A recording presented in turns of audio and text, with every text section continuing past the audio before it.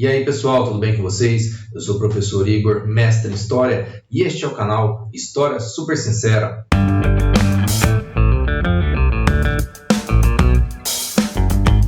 É com muita satisfação que hoje nós encerraremos a leitura do livro A Lei, né? Depois de um mês aí sem vídeos de leitura do livro A Lei, finalmente nós vamos terminar a leitura de Frédéric Bastiat a partir do capítulo A Doutrina dos Democratas. Estamos no finalzinho, estamos aí nos últimos capítulos e já agradecendo você que acompanhou esta série de leitura comentada a respeito desta obra. Bora! Aproveite aí para se inscrever em nosso canal, deixe seu like, compartilhe para que outras pessoas também possam ter o conhecimento deste vídeo e de outros vídeos como esse. Pois bem, a Doutrina dos Democratas. Vamos lá, seguindo com a leitura aí a partir da página 47 nesta edição de A Lei de Frédéric Bastiat, tá? Do Instituto Ludwig von Mises Brasil. Vamos lá. Um dos fenômenos mais estranhos de nossa época e que vai provavelmente espantar nossos descendentes é a doutrina baseada nesta tripla hipótese: a inércia radical da humanidade, a onipotência da lei e a infalibilidade do legislador. Estas três ideias constituem o sagrado símbolo daqueles que se proclamam totalmente democratas.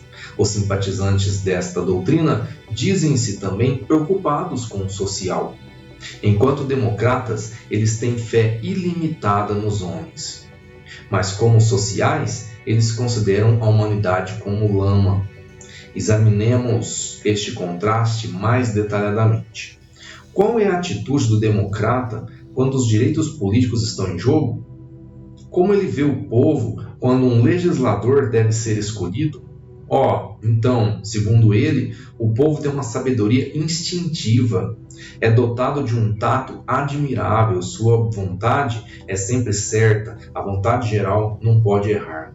O sufrágio não poderia ser tão universal. Olha o populismo chegando aí, né?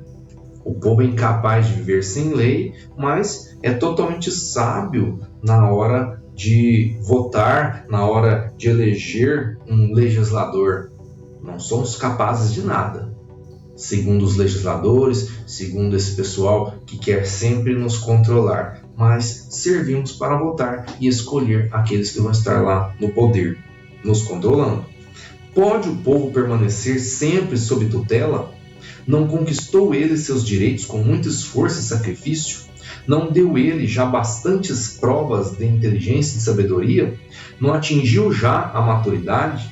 Não está em estado de julgar por si próprio? Não conhece ele seus interesses?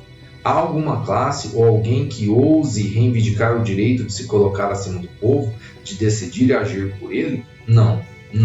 O povo quer ser livre e o será. Ele quer dirigir seus próprios negócios e os dirigirá.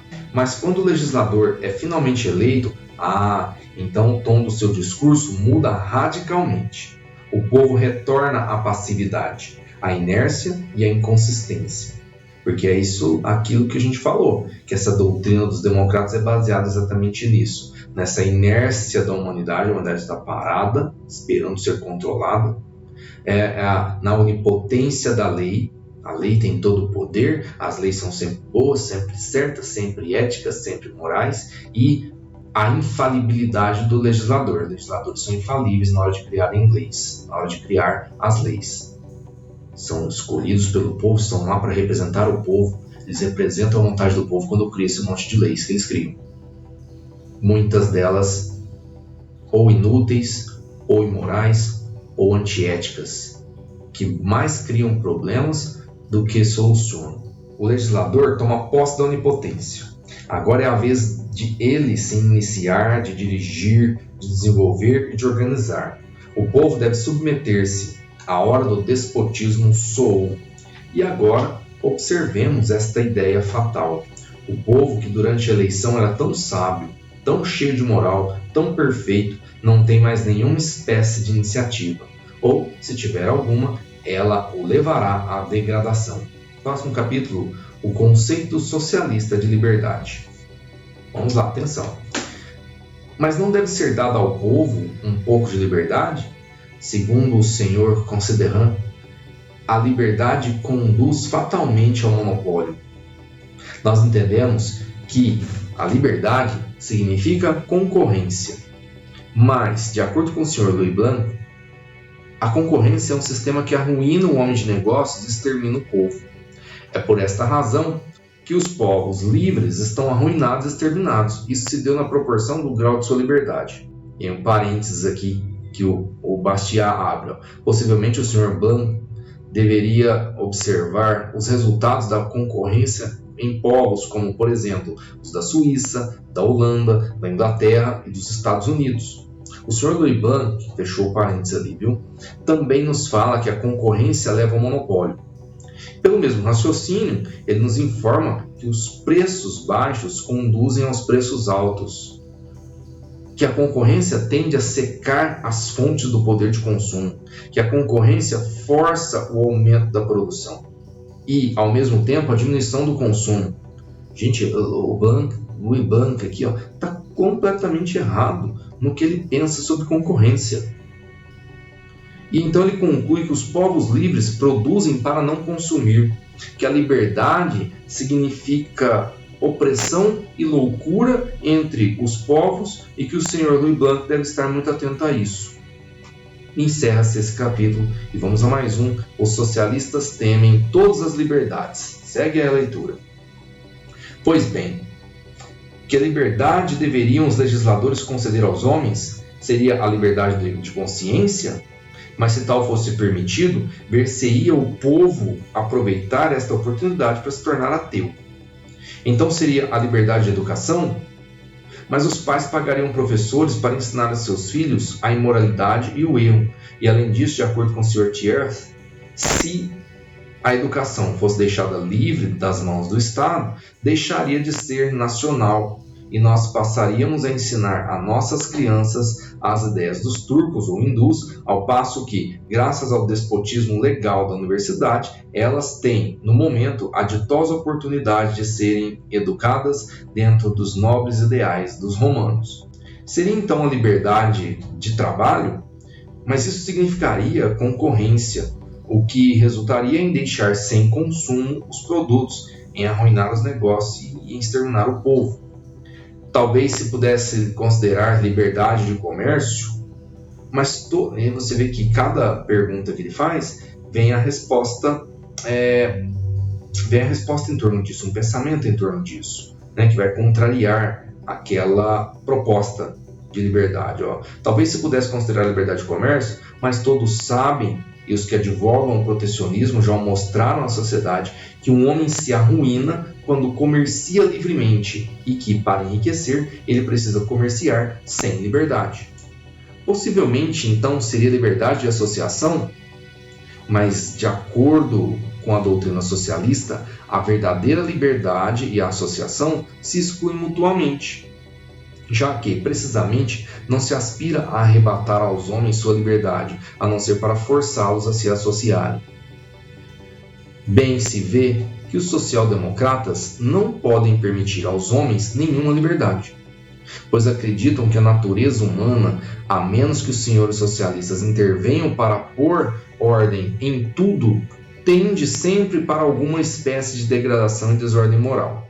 Essa linha de pensamento nos leva a uma questão desafiadora, a saber, se os povos são tão incapazes, tão imorais e tão ignorantes como indicam os políticos, então por que o direito de votar desses povos é defendido com tão apaixonada insistência? Você vê que para cada ideal de liberdade havia uma resposta social-democrata, uma resposta socialista contrariando o direito daquela liberdade, não? Ou seja, o povo é incapaz, o povo só é bom, o povo só tem alguma utilidade na época de votar. A ideia do super-homem é o próximo capítulo. As pretensões dos organizadores da humanidade dão lugar a outra pergunta que com frequência lhes tenho feito e a qual, pelo que sei, nunca foi dada resposta. Assim, se as tendências naturais da humanidade são tão más que se deve privá-la da liberdade, como se explica que as tendências dos organizadores possam ser boas? Por acaso os legisladores e seus agentes não fazem parte do gênero humano? Será que se julgam feitos de barro diferente daquele que serviu para formar o resto da humanidade? Dizem que a sociedade, abandonada à sua própria sorte, corre fatalmente para o abismo, porque seus instintos são perversos. Pretendem detê-la nesta corrida, imprimindo-lhe nova direção. Eles receberam então do céu inteligência e virtudes que os colocam fora e acima da humanidade, que nos mostrem seus títulos. Querem ser pastores, querem que sejamos do rebanho. Este arranjo pressupõe neles uma superioridade de natureza para a qual temos o direito de previamente exigir provas. Próximo capítulo: os socialistas rejeitam a eleição livre. Note-se que o contexto neles não é o direito de inventarem combinações sociais, de propagá-las, de aconselhá-las, de experimentá-las neles mesmos, por sua própria conta e risco. O que discuto é o direito de nos imporem tudo aquilo por meio da lei, ou seja, da força, obrigando-nos a pagar isso com nossos impostos. Eu não peço que os sustentadores dessas várias escolas sociais de pensamento, os cabetistas, os fourieristas, os proudhonianos, os nomes aqui de alguns seguidores de socialistas utópicos, né, como Marx chamava aí esses socialistas antes dele, os universitaristas e os protecionistas renunciem às suas ideias particulares. Eu peço somente que renunciem à ideia que têm em comum de nos submeter pela força a seu grupo e séries, a seus grupos e séries, a seus projetos socializados, a seus livres créditos bancários, a seu conceito de moral greco-romana e suas regras comerciais.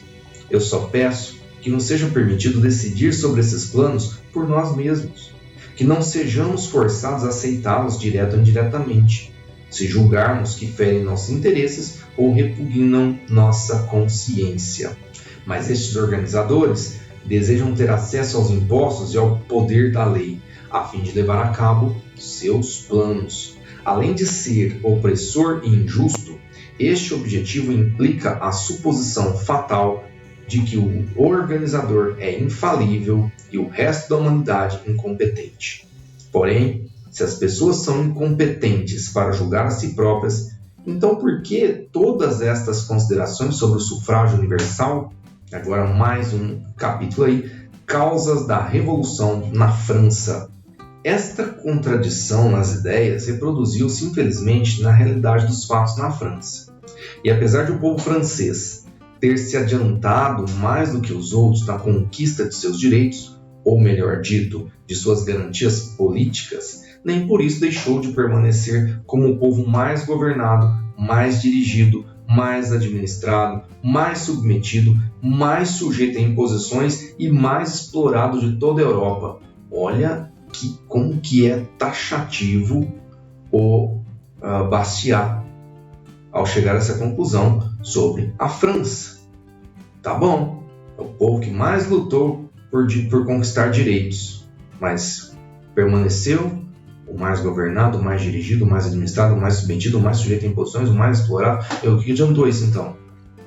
A França também supera as demais nações quanto ao fato de suas revoluções serem mais iminentes, e é natural que assim o seja. Só lembrando, né, que o livro de Bastiat foi escrito no século XIX, em meados do século XIX, beleza? 1850 mais precisamente.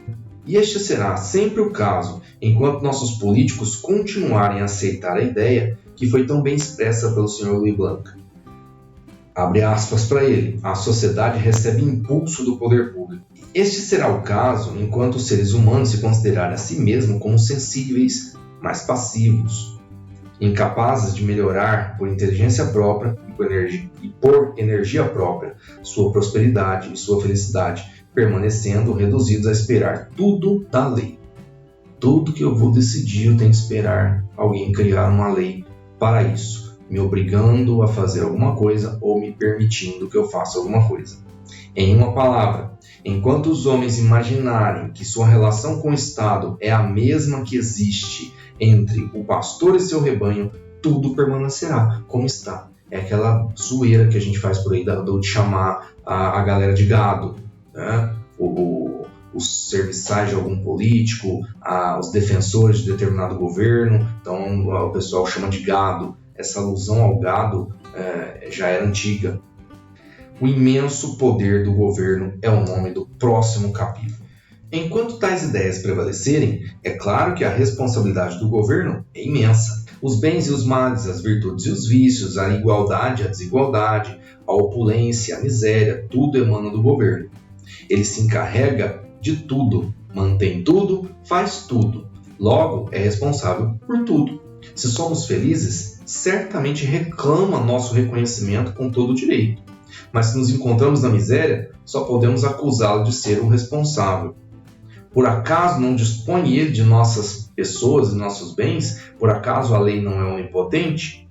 Ao criar o monopólio da educação, o governo deu-se obrigação de corresponder às esperanças dos pais e de famílias, que foram privados, então, de sua liberdade. E se essas esperanças não forem correspondidas, de quem é a culpa? Ao regulamentar a indústria, o governo deu-se a responsabilidade de fazê-la prosperar, pois, em caso contrário, teria sido absurdo privar a indústria de sua liberdade. E se por causa disso ela sofre prejuízos, de quem é a culpa? Ao ter ingerência na balança comercial, interferindo nos preços, o governo deu-se a obrigação de fazer florescer o comércio. E se, em vez de florescer, o comércio morre, de quem é a culpa? Ao conceder à indústria naval sua proteção em troca de sua liberdade, o governo deu-se a obrigação de tornar esse negócio lucrativo. Mas, se ao invés se torna deficitário, de quem é a culpa? Assim, não há um só dever na nação que não seja responsabilidade tomada pelo governo voluntariamente. Será então surpresa se cada sofrimento for uma causa da revolução na França? E que remédio se propõe para esse mal? Aumentar indefinidamente o poder da lei, ou seja, a responsabilidade do governo?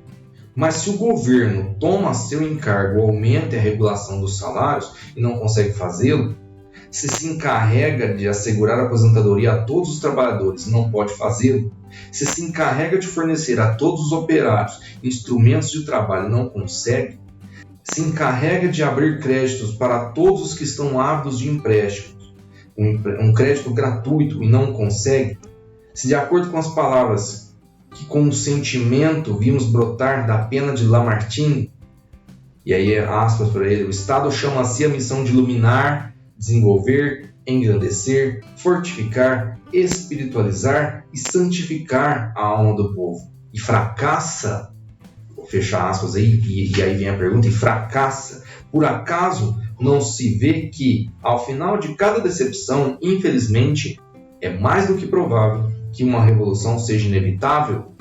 O que acontece aqui, gente, em toda essa página que a gente leu aqui, na página 51, é que da monarquia absolutista, você tira a monarquia e põe em república. O absolutista continua lá.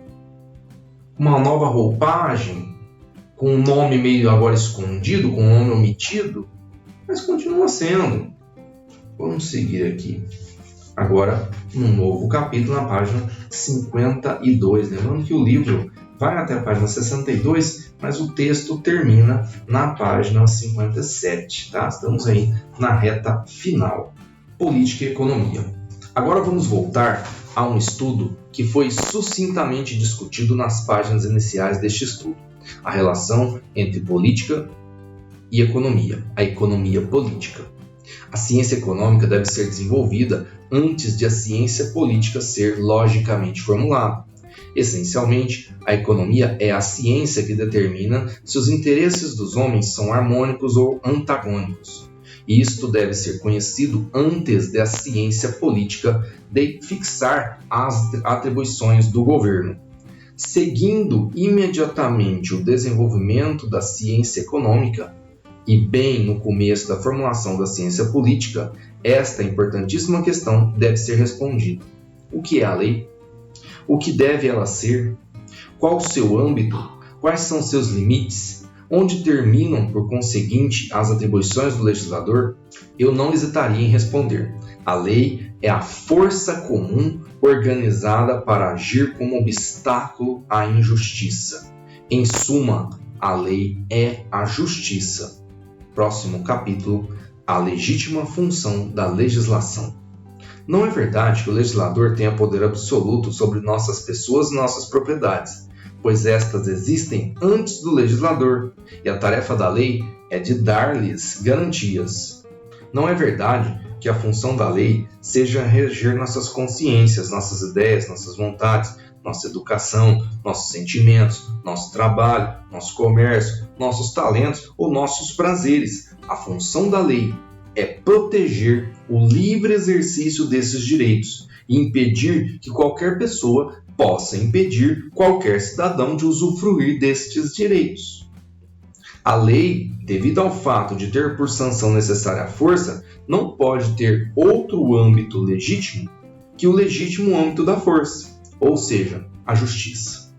E como todo indivíduo só tem direito de recorrer à força no caso de legítima defesa, a força coletiva, que não é outra coisa senão a reunião das forças individuais, não poderia ser aplicada racionalmente para outra finalidade. A lei é, pois, unicamente a organização do pré-existente direito individual de legítima defesa. A lei é a justiça. Lei e caridade não são a mesma coisa. A missão da lei não é de oprimir pessoas ou despojá-las de suas propriedades, ainda que seja para fins filantrópicos. Seu objetivo é proteger as pessoas e a propriedade. Além disso, não se deve afirmar que a lei pode ser, pelo menos, filantrópica, desde que se abstenha de toda opressão e de toda expoliação. Isto é contraditório. A lei não pode deixar de atuar sobre as pessoas e a propriedade. E se a lei atua de muitas maneiras, exceto protegendo as pessoas e a propriedade, então sua ação viola necessariamente a liberdade das pessoas e o seu direito de possuir. A lei é a justiça. Isto é simples, claro, perfeitamente definido e delimitado, acessível a qualquer inteligência, visível a todos os olhos, pois a justiça é uma quantidade mensurável, imutável e inalterável, que não admite nem mais nem menos. Se extrapolam esses limites, se tenta fazer a lei religiosa, fraternal, igualitária, filantrópica, industrial, literária, artística, logo se atingirá o infinito, o desconhecido, a utopia imposta ou, o que é pior, uma infinidade de utopias que lutam para apoderar-se da lei com o objetivo de a impor. Isto é verdade, porque a fraternidade e a filantropia, ao contrário da justiça, não precisam ter limites fixos. Uma vez iniciadas, onde parar e onde parará a lei? Próximo capítulo, caminho direto para o comunismo. O Sr. de St. Crick faria sua filantropia somente para algumas classes de industriais e pediria a lei para controlar os consumidores, a fim de beneficiar os produtores. O Sr. Considerant esposaria a causa dos trabalhadores e usaria a lei para assegurar-lhes o mínimo, seja no tocante a roupas, moradia e alimento, seja no tocante a toda e qualquer outra coisa necessária à manutenção da vida. O Sr. Louis Blanc diria, e com propriedade, que esse mínimo é simplesmente um esboço de fraternidade e que a lei deve dar a todos os instrumentos necessários no trabalho, ao trabalho e também educação. Outra pessoa observaria que estas providências ainda deixariam campo para a instalação da desigualdade e que a lei deve fazer chegar às aldeias mais remotas o luxo, a literatura e as artes. Todos esses propósitos são um caminho direto para o comunismo. Ou melhor, a lei será o que já é, o campo de batalha de todos os sonhos e de todos os desejos imoderados. Sempre que alguém dentro da sociedade tem qualquer tipo de demanda, a primeira coisa que vem à mente é: vamos criar uma lei para suprir essa demanda. Vamos transformar essa demanda em um direito. E para todo direito que você cria, alguém tem que cumprir o dever para que esse direito seja realizado. E aí, como já falou-se no capítulo anterior, o negócio não tem fim. Vive-se num mundo de utopias infinitas e uma atrás da outra. Cada demanda que surge, você cria uma lei. E quem é que vai sustentar o cumprimento dessas leis, desses monte de direitos? Fica a pergunta para que você pense. Próximo capítulo, reta final do livro, hein, pessoal? A base para um governo estável. A lei é a justiça. Dentro deste princípio, se pode conceber um governo simples e duradouro.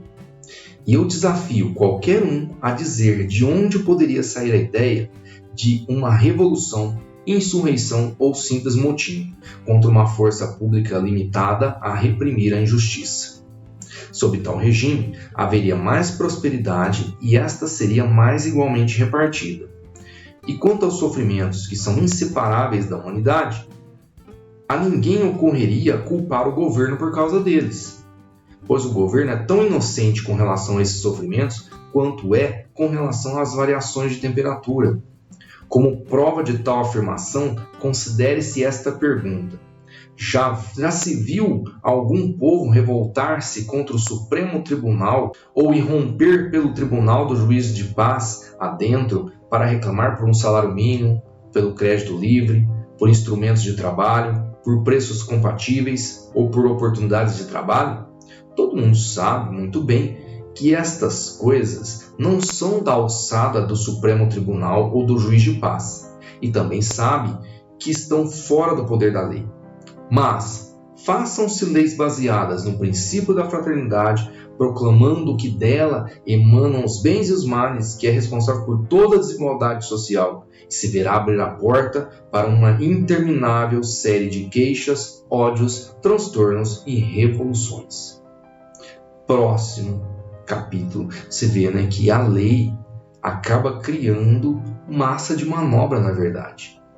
E massa de manobra dos políticos no poder. E dos políticos que querem entrar no poder. Justiça significa igualdade de direitos. A lei é a justiça. E seria estranho se a lei pudesse ser outra coisa a mais. Por acaso a justiça não é o direito? Será que os direitos não são iguais? Como a lei interviria para me submeter aos planos sociais dos senhores de Mimerel, Melun, Thiers, Louis Blanc, em vez de submeter esses senhores aos meus planos? Pensa-se que eu não recebi da natureza a suficiente imaginação para inventar também uma utopia? Será que é papel da lei escolher uma fantasia dentre tantas, colocando a força pública a serviço de uma delas? A lei é a justiça. E que não se diga que vai acontecer que, concebida desta maneira, a lei seria ateia, individualista e sem coração, que acabaria transformando a humanidade à sua imagem e semelhança. Isso é uma dedução absurda, muito digna de entusiasmo por tudo que emana do governo e que leva a humanidade a crer na onipotência da lei. Absurdo. Pelo fato de sermos livres, temos de deixar de agir, porque não recebemos o impulso da lei. Devemos ficar desprovidos de qualquer impulso, porque a lei se limita a garantir o livre exercício de nossas faculdades. Devemos dizer que tais faculdades estão inertes? Pelo fato de a lei não nos impor formas religiosas, sistemas de associação, métodos de ensino, procedimentos de trabalho, regras de comércio ou planos de caridade, devemos apressar-nos para mergulhar no ateísmo, no isolamento, na ignorância, na miséria e no egoísmo? E deve-se concluir que não saberemos mais reconhecer o poder e a bondade de Deus, que não sabemos mais nos associar uns aos outros, nem prestar ajuda mútua, amor e socorro a nossos irmãos em desgraça, nem estudar os segredos da natureza, nem aspirar ao aperfeiçoamento de nosso ser. Então, uma série de questionamentos, de coisas que nós já sabemos, de coisas que nós sabemos já como certas, como éticas, como é o correto a se fazer. Então sempre tem que ser criadas leis para que nós saiamos dessa inércia? Será que é assim? Próximo capítulo, o caminho para a dignidade e o progresso. A lei é a justiça. Já é aí, não sei se você percebeu, tá? Que é o terceiro capítulo seguido que ele começa com esta frase. A lei é a justiça.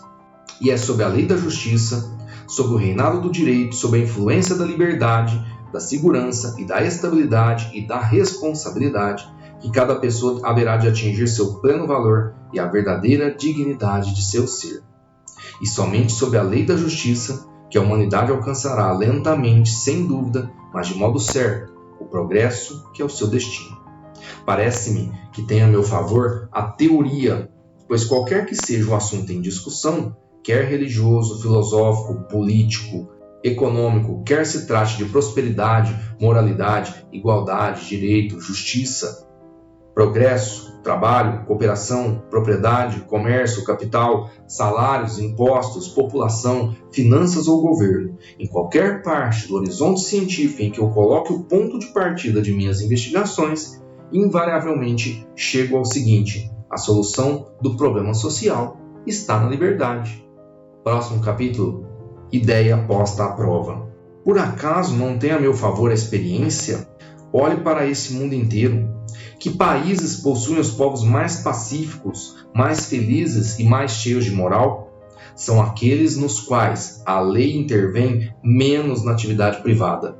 São aqueles nos quais a individualidade tem mais iniciativa e a opinião pública mais influência. São aqueles nos quais as engrenagens administrativas são menos numerosas e menos complicadas, os impostos menos pesados e menos desiguais, os descontentamentos populares menos excitados e menos justificáveis. São aqueles nos quais a responsabilidade dos indivíduos e das classes é mais efetiva e nos quais, por conseguinte, se os costumes não são perfeitos, tendem inexoravelmente a se corrigirem.